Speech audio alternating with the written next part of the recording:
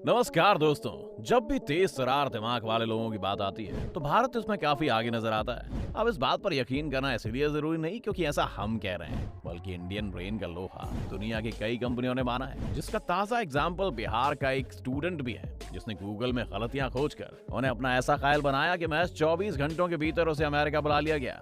लेकिन सिर्फ यही नहीं, बल्कि गूगल, माइक्रोसॉफ्ट, मास्टरकार्ड, एडोबी जैसी बड़ी बड़ी विदेशी कंपनियों में भारतीय सोच का ही सिक्का चलता है। तो अभी तो सुंदर पिचाई समेत कई भारतीय विदेशी कंपनियों के सीईओ बने हुए हैं। आज अपनी इस वीडियो में हम उन्हीं टॉप 5 भारतीय सीईओ की बात करने जा रहे हैं जिन्होंने अपने दिमाग के दम पर कंपनियों को टॉप पोजीशन पर पहुंचाया। अब कौन है वो टॉप 5 भारतीय सीईओ, ये जानने के लिए बने रहिए हमारे साथ अंत तक। नंबर 5, दुनिया भर में famous micro blogging site Twitter के सीईओ के रूप में पराग अग्रवाल को चुना गया। तब उनकी जमकर आलोचना हुई थी। कहते हैं कि पूत के पांव पालने में ही दिख जाते हैं। पराग अग्रवाल भी कुछ इसी कैटेगरी के थे। साल 1984 में जन्मे पराग अग्रवाल ने महज 18 साल की उम्र में ही इंटरनेशनल फिजिक्स ओलंपियाड में गोल्ड मेडल जीता था। इससे पहले साल 2000 में इंजीनियरिंग की कंबाइंड एंट्रेंस टेस्ट में 77वीं रैंक हासिल की।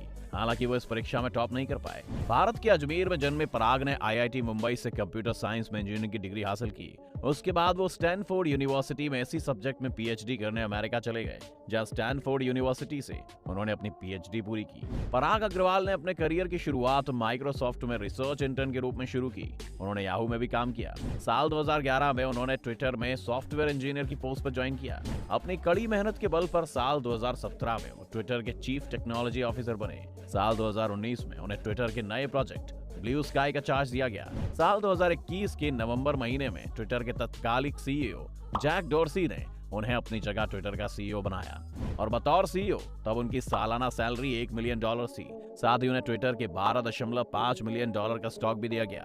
वैसे अपने तेज दिमाग के साथ साथ पराग अग्रवाल अपनी स्पीच के लिए भी फेमस है, जिसका उदाहरण फ्रीडम ऑफ स्पीच को लेकर उनके विचार हैं। उनका मानना है कि हमारी भूमिका पहले संशोधन के लिए बाध्य नहीं है, लेकिन हमारी भूमिका हेल्दी पब्लिक कन्वर्सेशन को डिलीवर करना है। नंबर 4, शांतनु नारायण एक इंडियन अमेरिकन बिजनेस एग्जीक्यूटिव है। भारत से अमेरिका की नागरिकता लेकर फिलहाल वो यहीं रहते हैं। शांतनु नारायण एडोबी के सीईओ हैं। साथ ही वो एडोबी कंपनी के फाउंडेशन बोर्ड के प्रेसिडेंट भी हैं। हैदराबाद में पले बड़े शांतनु की मां अमेरिकी साहित्य की टीचर और पिता एक बिजनेसमैन थे। इनकी शुरुआती पढ़ाई हैदराबाद पब्लिक स्कूल में हुई और बाद में उन्होंने उस्मानिया यूनिवर्सिटी से इलेक्ट्रॉनिक्स इंजीनियरिंग में स्नातक किया, जिसके बाद कैलिफोर्निया यूनिवर्सिटी से एमबीए और बाउलिंग ग्रीन यूनिवर्सिटी से शांतनु ने कंप्यूटर साइंस में पोस्ट ग्रेजुएशन किया। शांतनु नारायण ने अपने करियर की शुरुआत एप्पल आईएनसी कंपनी से की थी, जिसके बाद सिलिकॉन ग्राफिक्स, फिर पिक्ट्रा इंक के सह संस्थापक बने।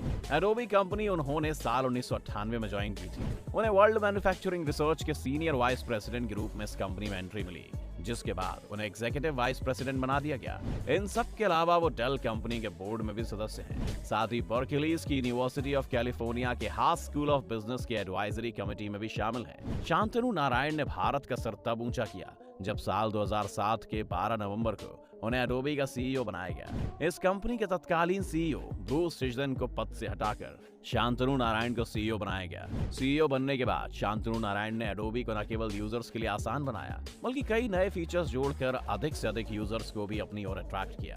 अपनी अलग अलग स्ट्रैटेजीज की वजह से उन्होंने कंपनी को इतना लाभ दिलाया कि साल 2013 में उन्हें $15.7 मिलियन का अलग से भुगतान किया गया। वहीं साल 2020 में उन्हें कंपनी ने 341 करोड़ रुपए का कॉम्पनसेशन दिया था।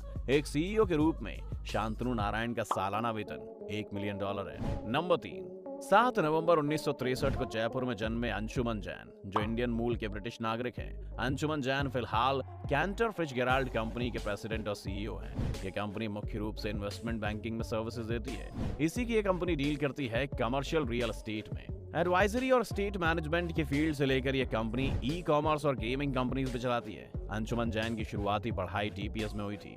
1983 में उन्होंने श्री राम कॉलेज से कॉमर्स में बीए किया। अपनी उम्र के 19वें साल में एमबीए करने यूएस चले गए। एमबीए करने के बाद शांतनु ने वॉल स्ट्रीट से अपने करियर की शुरुआत की। यहाँ वो एनालिस्ट के पद पर चुने गए थे। यहाँ उन्होंने तकरीबन 7 साल काम किया। फिर 1988 में उन्होंने मैरिल लिंच ज्वाइन किया। फिर डच बैंक में तकरीबन 19 सालों तक काम किया। यहाँ वो 3 सालों तक को सीईओ रहे। फिर 2015 से फिलहाल तक वो कैंटर फिट्जगेराल्ड में सेवा दे रहे हैं। नंबर 2, अब भाई बिल गेट्स को कौन नहीं जानता। वो सबसे लंबे वक्त तक दुनिया के सबसे अमीर व्यक्ति रह चुके हैं। उनकी माइक्रोसॉफ्ट कंपनी में काम करना करोड़ों लोगों का सपना होता है। जिसे पूरा करना सबके बस में नहीं होता। लेकिन इस कंपनी के सीईओ एक भारतीय हैं जिसका नाम सत्या नडेला है। साल 2001 में उन्होंने माइक्रोसॉफ्ट ज्वाइन किया और 2014 में उन्हें इस कंपनी का सीईओ बना दिया गया। फिलहाल वो इस कंपनी के क्लाउड एंड एंटरप्राइज ग्रुप के वाइस प्रेसिडेंट हैं। 19 अगस्त 1967 को सत्या नडेला का जन्म आंध्र प्रदेश के अनंतपुर जिले में हुआ था। उनका परिवार काफी शिक्षित है। उनके पिता आईएएस थे। नडेला ने अपनी स्कूली शिक्षा हैदराबाद पब्लिक स्कूल से की। 1988 में उन्होंने मणिपाल यूनिवर्सिटी ऑफ टेक्नोलॉजी से इलेक्ट्रिकल इंजीनियरिंग में बीटेक किया। फिर एमएस की डिग्री हासिल करने के बाद वो साल 1990 में यूएस चले गए और यहाँ उन्होंने कंप्यूटर साइंस की डिग्री हासिल की। अपने करियर की शुरुआत नडेला ने 1992 में माइक्रोसॉफ्ट से की। यहाँ पहले एक कर्मचारी के रूप में, फिर उन्हें एक लीडर के रूप में जाना जाने लगा, जिसकी वजह कंपनी के क्लाउड कंप्यूटिंग को दुनिया का सबसे बड़े क्लाउड इंफ्रास्ट्रक्चर बनाना रहा। सत्या नडेला के कार्यकाल में माइक्रोसॉफ्ट के शेयर 7 गुना से अधिक बढ़े। वहीं कंपनी का market cap 2 lakh crore dollar तक जा पहुंचा। नंबर 1, कुछ भी खोजना हो या किसी चीज का जवाब ना मिल रहा हो तो सबसे पहले हम गूगल कर लेते हैं। और क्या आप जानते हैं कि गूगल के सीईओ कौन है? जी हाँ, दुनिया के सबसे बड़े सर्च इंजन के सीईओ एक इंडियन है जिनका नाम पिचाई सुंदराजन है। इन्हें सुंदर पिचाई के नाम से भी जाना जाता है। 10 जून 1972 को मदुरई में जन्मे सुंदर पिचाई एक साधारण परिवार से आते हैं। पिचाई ने 10वीं की पढ़ाई जवाहर स्कूल चेन्नई से पूरी की। आईआईटी खड़गपुर से उन्होंने बीटेक किया और उसके बाद वो विदेश चले गए और स्टैनफोर्ड यूनिवर्सिटी में पढ़े। एमबीए उन्होंने पेंसिल्वेनिया यूनिवर्सिटी से की। यहाँ उन्हें एक विद्वान साइबल और पामर विद्वान का नाम दिया गया। साल 2004 में उन्होंने गूगल ज्वाइन किया। यहाँ उन्होंने गूगल के प्रोडक्ट गूगल क्रोम ओएस पर काम किया। पहले तो उन्हें गूगल में एक छोटी टीम का काम करने का मौका दिया गया, लेकिन वक्त के साथ साथ वो कई बड़े प्रोजेक्ट्स की टीम में शामिल भी हुए। वो जीमेल और गूगल मैप्स की टीम का भी हिस्सा रहे। इसके बाद पिचाई को गूगल ड्राइव का हिस्सा बनाया गया। साल 2009 में उन्होंने क्रोम ओएस और क्रोम बुक को नई दिशा दी, जिसके बाद इन दोनों प्रोडक्ट्स को सार्वजनिक किया गया। नई वीडियो टेक्निक वेबएम उन्हीं के द्वारा ही लोगों को मिला है। आज वो गूगल यानी अल्फाबेट और उसकी सहायक कंपनी गूगल एलएलसी के सीईओ हैं। अपने कई डिसीजंस की वजह से वो गूगल को एक नए मुकाम पर लेकर गए। एक अनुमान के मुताबिक साल 2015 से 2020 के बीच सुंदर पिचाई ने हर साल $1 बिलियन यानी कि तकरीबन 75 अरब रुपए की सालाना कमाई की थी। वहीं उनकी बेस सालाना सैलरी तकरीबन $2 मिलियन यानी कि 15 करोड़ रुपए है। जहाँ पूरी दुनिया इन इंडियन माइंड्स की मुरीद है, तो वहीं विश्व की 60% कंपनियां इंडियन ब्रेन्स के बलबूते चल रही हैं। अब विदेशी कंपनी के इन भारतीय मुखियाओं पर आप क्या सोचते हैं? हमें कमेंट करके जरूर बताएं।